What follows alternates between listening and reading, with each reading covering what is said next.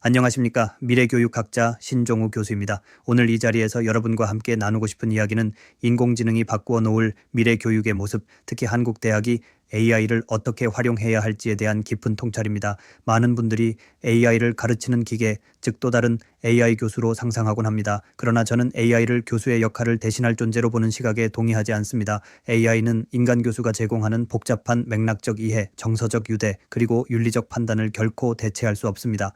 대신 우리는 AI를 교육의 보조자이자 학습자의 성장 과정에 적극적으로 참여하는 다채로운 페르소나로 활용해야 합니다. 심리학자이자 철학자인 윌리엄 제임스는 이렇게 말했습니다. 인간은 습관의 피조물이다. 이 말은 AI 시대의 교육에 중대한 시사점을 던집니다. 우리가 오랫동안 익숙해져 온 교사가 지식을 주입하고 학생이 받아 적는 방식의 교육은 더 이상 통하지 않습니다. 이제 우리는 AI를 활용하여 새로운 학습 습관, 즉 스스로 질문하고 문제를 해결하며 창의적으로 협업하는 습관을 형성해야 합니다. AI는 빈 그릇을 채우는 데 능숙하지만 불꽃을 지피는 것은 오롯이 인간의 몫입니다.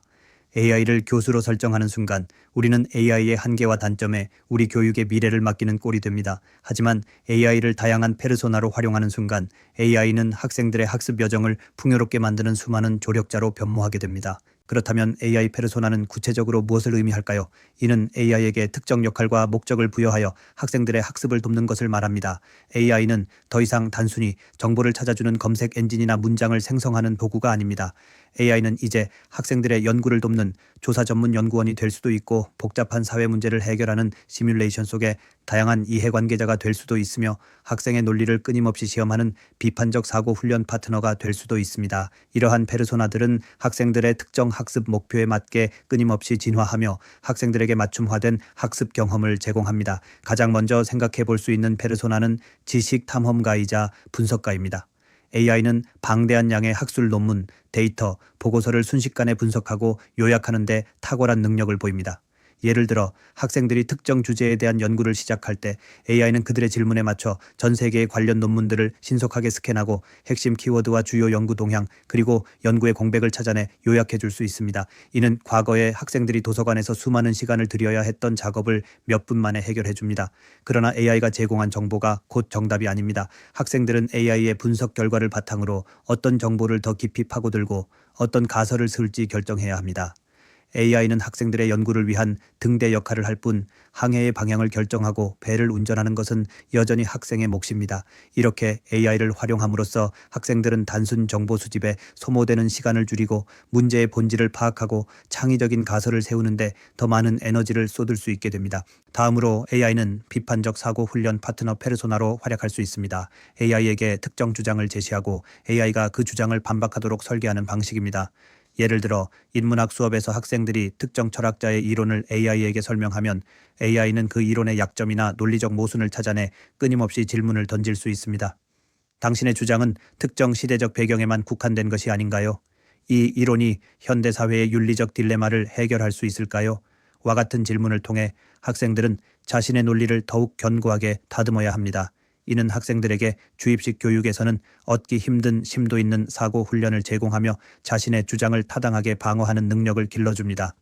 AI는 또한 창의적 협업가 페르소나가 될 수 있습니다. 학생들이 예술, 디자인, 건축과 같은 분야에서 새로운 아이디어를 구상할 때 AI는 학생들의 초기 구상을 바탕으로 수많은 시각적 대안을 생성해 줄 수 있습니다.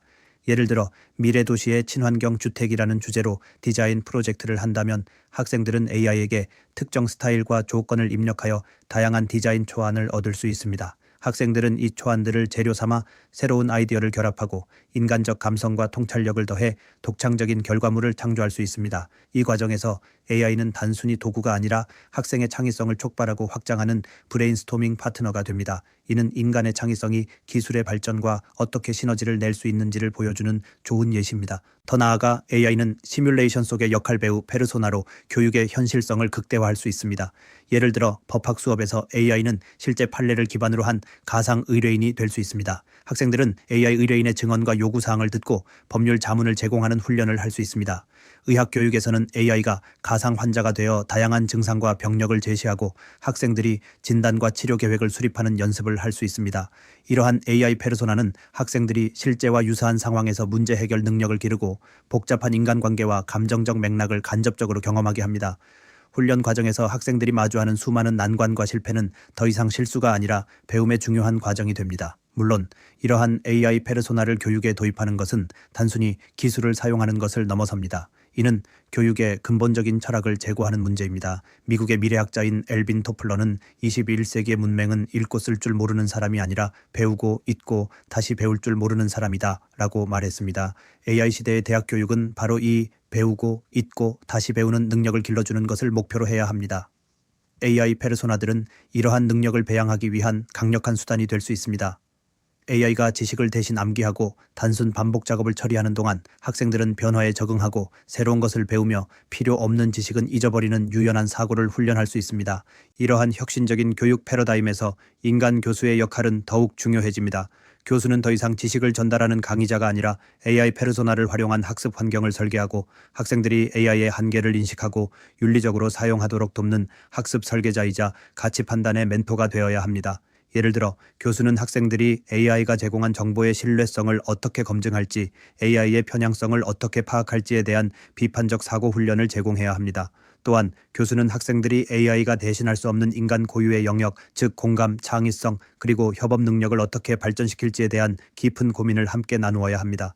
한국의 대학들은 이 거대한 변화의 흐름을 단순히 지켜보는 것을 넘어 적극적으로 주도해야 합니다.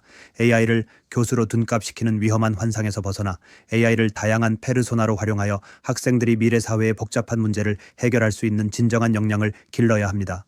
이 과정에서 대학은 AI 기술에 대한 투자를 넘어 교수의 역할 재정립과 교육 과정의 혁신을 위한 과감한 노력을 병행해야 합니다. 궁극적으로 AI 시대의 교육은 기술의 발전 속도에 발맞춰 인간의 정신적, 윤리적 성장을 도모하는 것을 목표로 해야 합니다. 물리학자 알베르트 아인슈타인은 교육이란 학교에서 배운 것을 모두 잊었을 때 남아있는 것이다 라고 말했습니다. AI가 수많은 지식을 대신 암기하고 처리하는 시대, 우리에게 남아있어야 할 것은 바로 AI가 대체할 수 없는 인간 고유의 능력, 즉 스스로 생각하고 문제를 해결하며 타인과 협력하고 새로운 가치를 창조하는 힘입니다. 한국 대학의 용기 있는 전환이 이 힘을 길러내는 밑거름이 될 것입니다.